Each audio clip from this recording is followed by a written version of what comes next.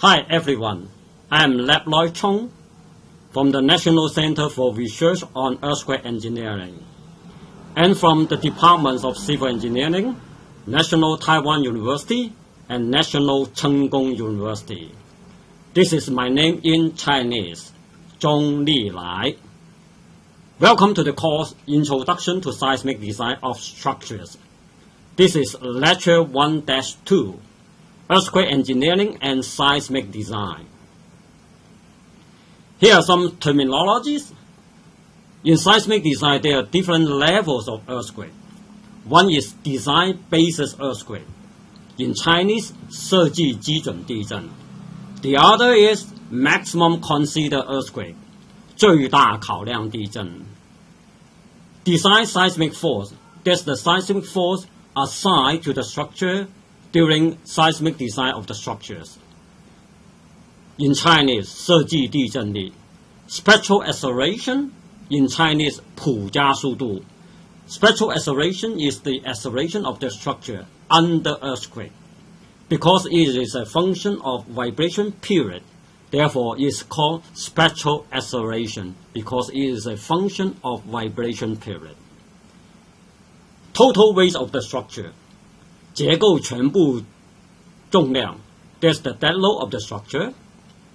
Reduction factor for structural system due to ductility. That's the reduction factor of seismic force due to ductility. In Chinese, 结构系统地震力折减系数. Unit structural weight. Structural weight per unit area. Thus, we divide the total structural weight by the total floor areas of the second floor and above.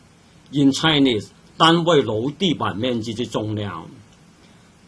Fundamental vibration period is the time taken for one complete cycle of vibration. In Chinese, 基本振动周期.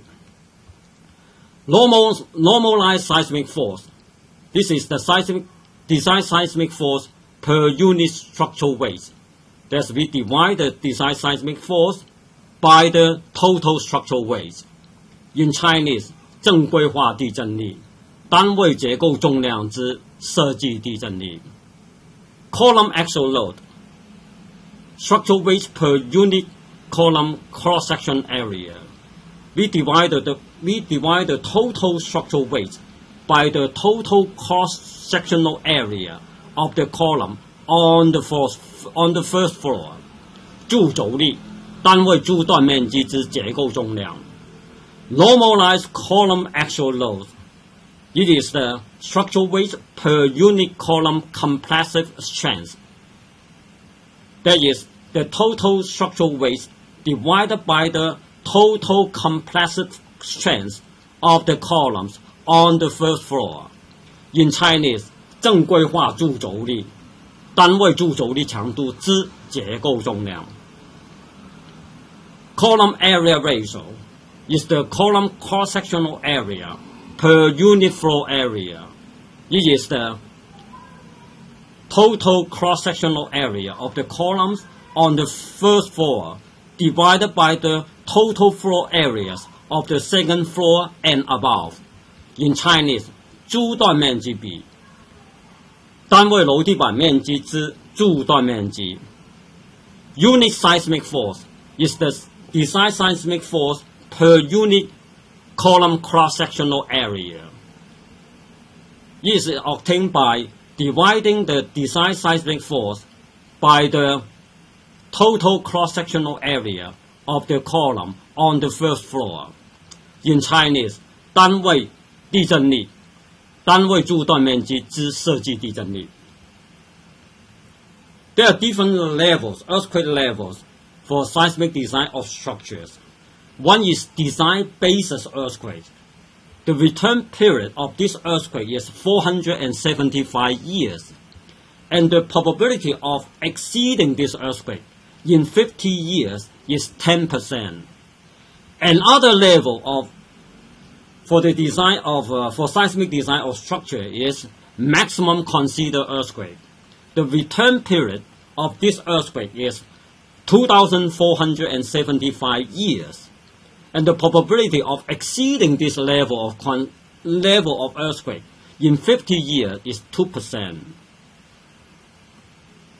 As we know, no matter how high the level we assign for the design of structures, there is still some probability of exceeding this earthquake level.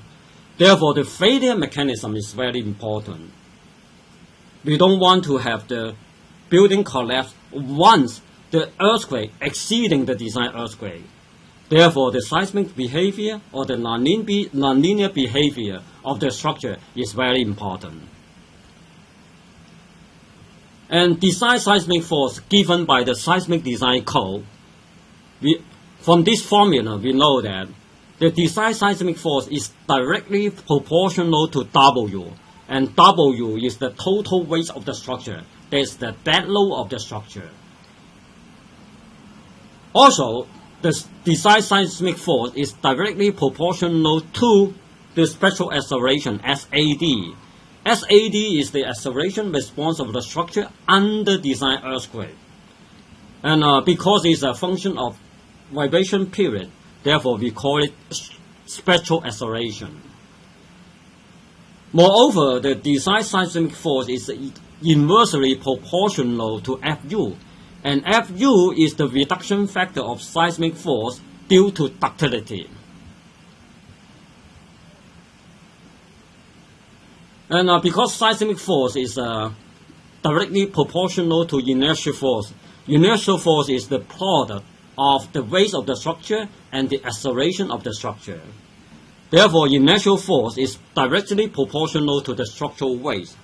And from these two relationships, and we can obtain that the seismic force is directly proportional to the structural weight. Therefore, the structural weight is very important. It must be well calculated. If the structural weight is underestimated, then we will underestimate the design seismic force. Then the structure is not safe enough. The question here is then, is the structural weight well calculated? Is it underestimated or overestimated? Probably it's not easy to observe whether it's well calculated directly from the structural weight.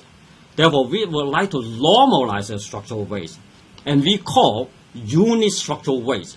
And that's the structural weight per unit floor area. Then we divide the total structural weight by the total floor areas of the second floor and above. And W here is the total weight of the structure. AF here is the total floor areas of the second floor and above. And there are totally 9 cases here. And here's the height of the structure. There's the total floor areas of the second floor and above. The unit is meter square. And the total weight of the structure, there's the total weight of the second floor and above.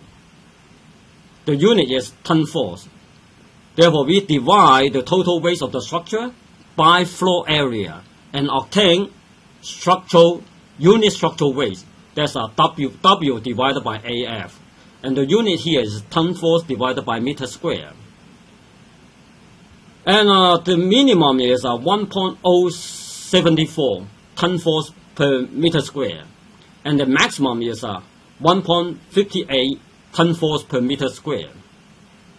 And the mean, from these 9 cases, the mean is 1.38 ton force per meter square. And the coefficient of variation is 11.18%. And the case here, written in red, is the work example provided by the Concrete Structure Design Code. And here is the variation of the unit structural weight with the height of the structure. And the minimum is 1.074 ton force per meter square. And the maximum is 1.58 ton force per meter square. And the mean is 1.38 ton force per meter square. And the coefficient of variation is 11.18%. And the one here, written in red, is the work example provided by the concrete structure design code. And here is a spectral acceleration, and the horizontal axis is the vibration period of the structure. The vertical axis is the spectral acceleration. Therefore, the acceleration response of the structure under earthquake is a function of the vibration period of the structure. If you consider mid to high-rise building, it falls in this vibration period range. If it's a low-rise building, the vibration period of this low-rise building fall into this range. And if you consider mid to high-rise building, the longer the period, the lower the spectral acceleration, because the seismic design force is proportional to spectral acceleration. Therefore, the lower the spectral acceleration, the lower the design seismic force. Therefore, we have the longer the vibration period, the lower the design seismic force. And here's the reduction factor of seismic force due to ductility. And here's the variation of the reduction factor with vibration period T. And from here, if we consider mid to high-rise building, the longer the period, the longer the period, the higher the reduction factor, because the seismic design force is inversely proportional to the reduction factor. The higher the reduction factor, the lower the seismic design force. Therefore, the longer the period, the lower the seismic force. From the spectral acceleration, we have the longer the period, the lower the seismic design force. And from the reduction factor, the longer the period, we have the lower the seismic design force. Therefore, in order to prevent the fundamental vibration period from being overestimated, because if we overestimate the vibration period, we will underestimate the seismic design force. Therefore, in order to prevent the fundamental vibration period from being overestimated, the seismic design code provides the approximate fundamental vibration period we call T code. This is an empirical formula. If the structure is reinforced concrete moment with existing frame, the approximate fundamental vibration period provided by the seismic design code is T code equal to 0.07 x to the power 3/4. Therefore, the higher the structural weight, the longer the vibration period provided by the seismic design code of buildings. And T dynamic is the fundamental vibration period from dynamic analysis. In order to avoid the fundamental vibration period from dynamic analysis being overestimated, therefore we have an upper bound here. Upper bound is the 1.4 times of the approximate fundamental vibration period provided by the seismic design code of buildings. Therefore, the question here is fundamental vibration period overestimated? If we overestimate the vibration period, we will underestimate the design seismic force. Therefore, the vibration period is a key factor for the design seismic design of structures. Therefore, we have an index. We introduce an index here, and we call it fundamental vibration period ratio. And it's the ratio of the fundamental vibration period from dynamic analysis to the approximate fundamental vibration period provided by the seismic design code of buildings. And here are 9 cases. And this is the height of the structure. This is the fundamental vibration period along the x-axis from a dynamic analysis. Ty is the fundamental vibration period along the y direction from a dynamic analysis. And T code here is the approximate fundamental vibration period provided by the seismic design code. And here's the ratio between dynamic analysis and the fundamental period provided by the code in x direction and here in y direction. And the minimum is 0.9889, 0.9889. And the maximum is 1.88. And the mean for all 9 cases is 1.47. And the coefficient of variation is 17.70%. The one here, the case here in red, is the work example provided by the concrete structure design code. And here's the variation of vibration period ratio with the structural height. And here's the red one. The red one is the example provided by the concrete structure design code. And the minimum is 0.99 here, and the maximum is 1.88 here, and the mean of the ratio is 1.47, and the coefficient of variation is 17.7%. Another index is a normalized seismic force. The seismic force is normalized by the total structural weight. Therefore, the normalized seismic force is the design seismic force divided by the total weight of the structure. And here, 9 cases, number of stories, the height of the structure, the weight of the structure, the seismic force, design seismic force in x direction, design seismic force in y direction. And that's the normalized seismic force in x direction. That's the normalized seismic force in y direction. And here's the minimum one. It's about 0.057. And the maximum one of the normalized seismic force is 0.20. And the mean of the normalized seismic force is 0.12. And the coefficient of variation is about 46%. And the case here in red is the work example provided by the concrete structure design code. And here's the variation of normalized seismic force with the structural height. And this is the minimum one, it's about 0.057. This is the maximum one, is about 0.20.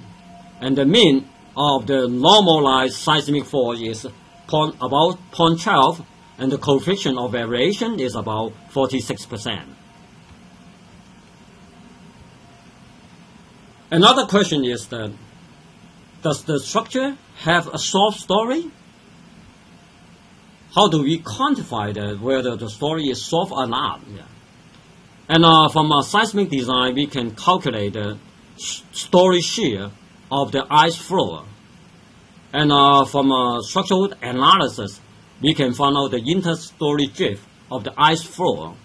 If we divide the ice floor shear force by the story drift, inter-story drift, we can have the ice story stiffness. And if we compare the ice story stiffness with the stiffness above, if this is less than 0.7 times, then we consider this story as a soft story. If this is less than 0.6, then we consider the current floor is a very soft story. In addition, we can also compare with the average of the stiffness of the floor, of the free floor above. If it's less than 0.8, then we consider this floor as a soft story. If this is less than 0.7, then we consider this floor as a very soft story. Another question is that, do we have weak story in this structure? And how do we quantify that this story is weak or not? So that we have an index here. And from the seismic design of the structure, we can calculate the demand of the ice story shear. And from the dimension of those vertical members and also the reinforcement of these structures, we can calculate the shear capacity of the ice story, so that we can have the capacity to demand ratio of the ice story shear. And then we compare the CDR, the capacity to demand ratio of the story above.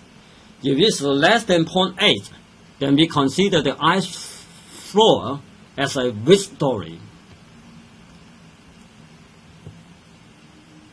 Here's another question. It's a strong column and weak beam.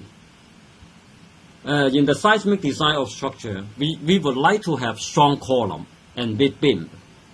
And here is alpha equal to 0.8, and alpha is the ratio between the moment strength of the column to the moment strength of the beam. Alpha equal to 0.8, that means that the moment strength is less than the moment strength of the column is less than the moment strength of the beam. And according to pushover analysis, the first floor collapsed. And if we increase alpha, the ratio, the moment strength ratio to 0.8, then more member will be involved in dissipating the energy. Then we have a two-floor collapse here. The first floor and the second floor, the lower two floor collapse. And if we increase to 0.1, that means that the moment strength of the column equal to the moment strength of the beam. Then we have three-floor collapse. And if we increase further, alpha equal to 1.2, that is required by the design code. Then we have more floor participate in the dissipation of energy. And if we increase further and further, then we have a better and better failure mechanisms. If the ratio between the moment strength ratio, alpha, is increased to 2.1, then the failure mechanism is realized because more and more members are involved in dissipating the energy. Since columns are very important, or we can say vertical members are very important, the question is that, are columns sufficient? Are the quantity of columns sufficient or not? And we have 4 indexes here. And the first index is a column axial load under dead load. That is structural weight per unit column cross-sectional area. And this index can be found by dividing the total structural weight by the total cross-sectional areas of the columns on the first floor.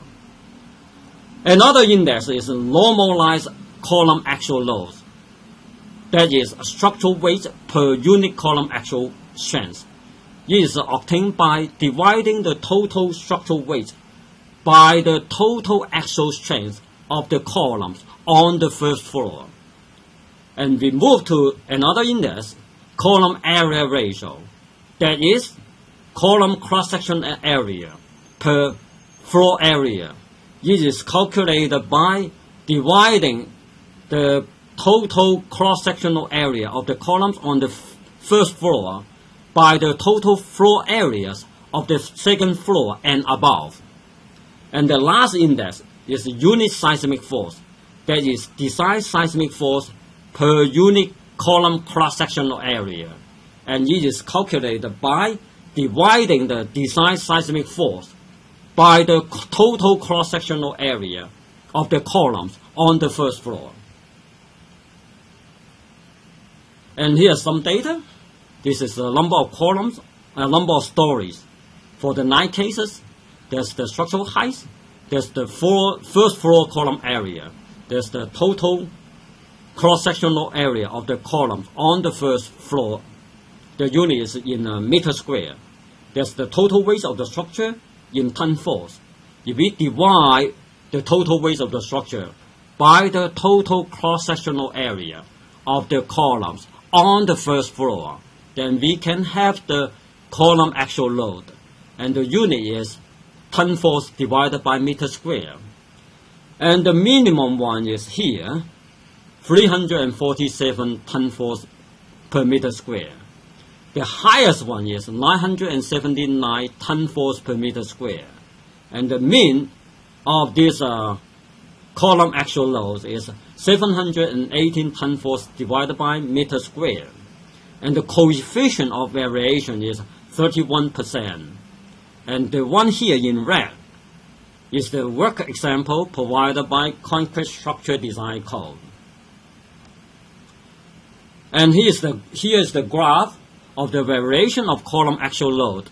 That is W divided by AC, with the variation of structural height.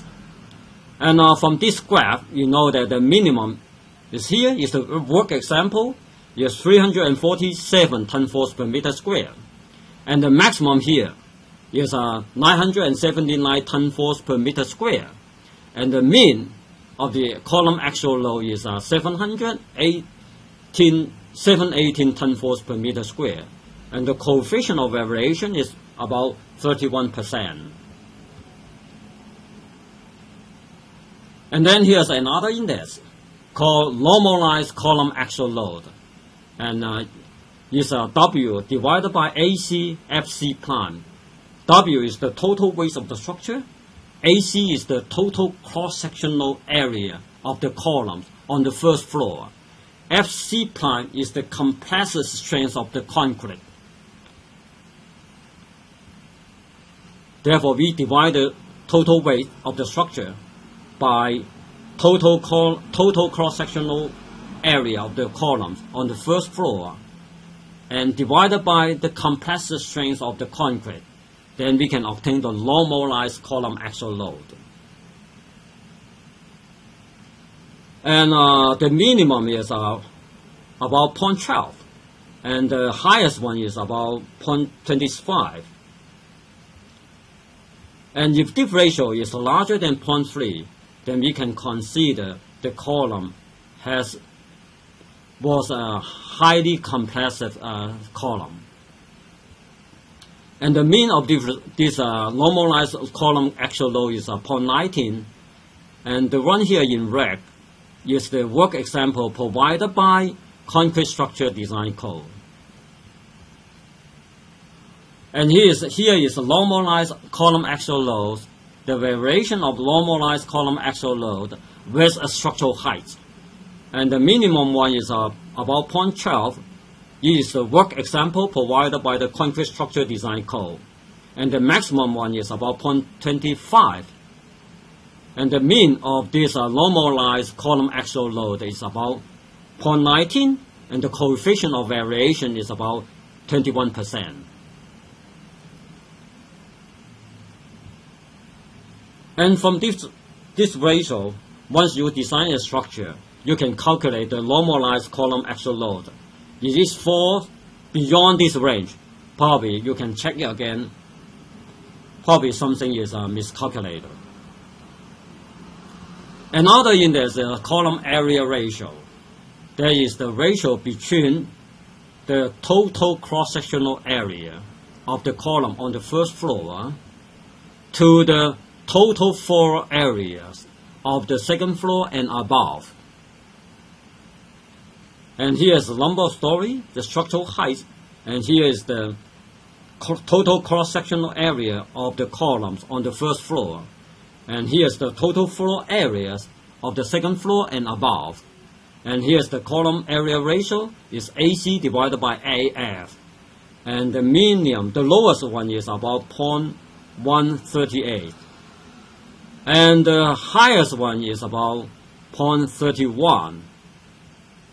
And the mean is 0.21%. And the coefficient of variation is about 29%. And the case here, written in red, is the work example of the Concrete Structure Design Code.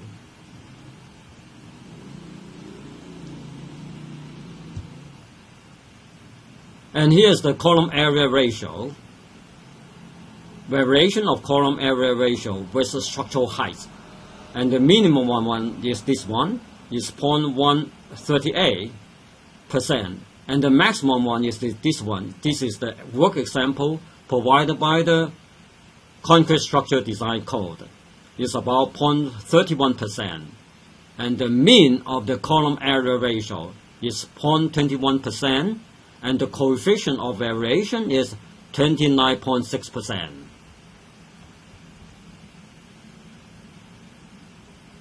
Another index is a unit seismic force, and this is the ratio between design seismic force to the total cross-sectional area of the columns on the first floor.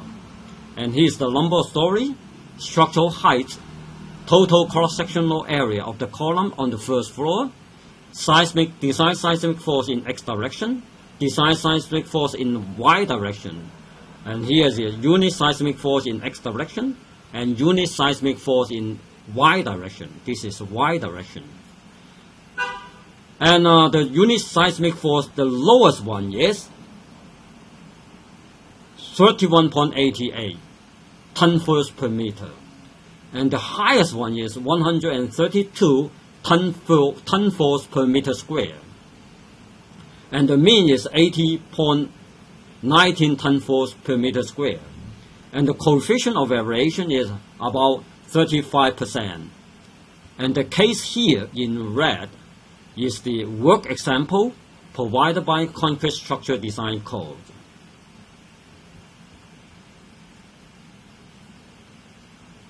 And this is a graph showing the variation of unit seismic force with the structural height. And the minimum one is 31.88 ton-force per meter square. It's the case of the work example provided by the concrete structure design code. The highest one, the maximum one, is 132.41 ton-force per meter square. This is this one. And the mean of the unit seismic force is 80.19 ton-force per meter square. And the coefficient of variation is 35%. And here are some references for this lecture. The first one is Seismic Design Code of Buildings. It's published in 2011 and by the Ministry of Interior. And you can download this information from the website here. Another reference is the Structural Concrete Design Code. It's published in 2011 by the Ministry of Interior, and you can download the code, the design code, from this website. And here's the video for Lecture 1-1 on strategy for prevention of earthquake disaster. This is the English version. This is the Chinese version. Another video is the videos on earthquake engineering and seismic design. There's a Lecture 1-2, and is under construction, is the current one. And here's the Lecture 2-1, English version, Chinese version. There's the video for Lecture 2-2, English version, Chinese version. There's the video for Lecture 3-1, English, Chinese. And for Lecture 3-2, English version, Chinese version, that's the video for Lecture 4. That's the English version and Chinese version. And in this lecture, we talk about earthquake engineering and seismic design. No matter which level of earthquake are assigned to the seismic design of structure, there's still some probability of exceeding this design earthquake. Therefore, the failure mechanism is very important, and the detailing is very important in order to avoid some very bad failure mechanism. And also, we have to understand the seismic demand of the structure, and we would like to design a structure with the seismic capacity larger than the seismic demand. And there are some index for you to check whether your design is reasonable or not. And in this lecture, there are some ranges for these indexes. And if your design falls beyond this range, then you must be very, very careful. Maybe something is miscalculated. That's all for this lecture. Thank you. See you next time. Bye-bye.